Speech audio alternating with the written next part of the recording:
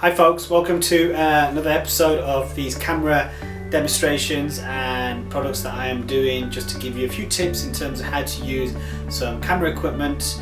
It's going to be reviewing this monopod that I bought a couple of weeks back. I've taken it on a couple of filming and photographic jobs, and I'll just give you some tips in terms of the build quality, how I found using it, the various benefits and to using one of these as opposed to a tripod. So yeah, let's get started. What I found really useful about this particular monopod is the actual real build quality. It's really well made. There's a lovely grip here which allows you to hold the monopod very easily. I found that there is very little lag or very slip in terms of the quality of the grip here, which is awesome. There's also this kind of like this dial here which allows you to open up and releases some pressure on this head. And what I found for this is if you wanted some real nice tilt shots, that when you release this, it gives you this nice fluid flow where you can really capture some really nice clean tilt shots, for example. Okay, what I've also found by using it is also it's really come in handy if I lock it extremely hard, is I can use it as like essentially as a base, because this thing actually, believe it or not, is quite heavy, and the more you use it throughout a job it gets really heavy. So I found that to release some pressure on myself is that I can put it on my shoulder as long as it's locked. This strap comes in really handy. I can put my hand through it and I can essentially really sort of let go and you know, kind of just film it like this. And what I found by doing this is that I get a bit of image stabilization in my shots. I don't necessarily need to move around as much, holding the whole thing, tripod and camera, which is an extra bit of weight. And it's been really useful, to be honest, on a fair few projects that I've undertaken. I'm sure it's not probably designed to be used like this, but it has been very beneficial. The bottom of this monopod again is equally just as well built. If I just turn this around so you can see it, there are 3 releases, and this actually goes to quite a large height. I would say about 7 foot essentially, so there is quite a lot of length to this.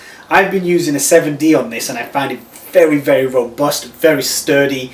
It doesn't wobble. It's really well built. These come off really easily. There's a nice fluid flow about it. Drop it back in, click it back in, clicks really nice in. The head again is really well built. There's these little sort of kind of buttons, shall I say, and you can just pull them in and it will just literally slot back in like so. And it is, you know, you can sort of have it, you film it like this. Sometimes I have them like that, but essentially a lot of times I open them up so I can put my tripod, well, my monopod down, and you know, keep it as stable as I possibly can.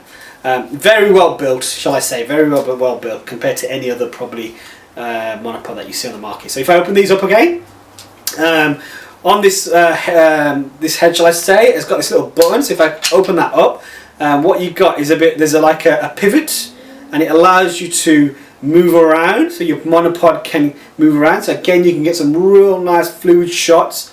And again, this moves around, so if I just move it like so, you can see that there is a pivot on this, and it allows you to get some real nice shots. This also goes back in. Okay, now it doesn't necessarily lock. You have to kind of get it in position and then lock it into your monopod. So if I just show you that, so if I just drop it in, there you go, so it's back in, and now that's sturdy. Okay, so very sturdy.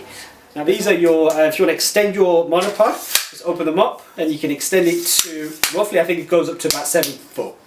Okay, so extremely well built, very good quality monopod with some really fluid motion to this particular product. Retails roughly between 150 and 200 pounds. Definitely a professional bit of kit. Definitely you need a little bit of time playing around with it.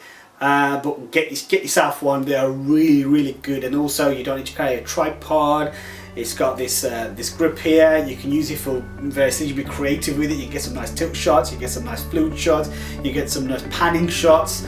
Better for filming, I would say, than photographing. I've used it mostly for filming. Okay, hopefully that was useful. Great bit of kit. Get yourself one. Fantastic bit of kit. I really recommend you getting one of these. Thanks for watching.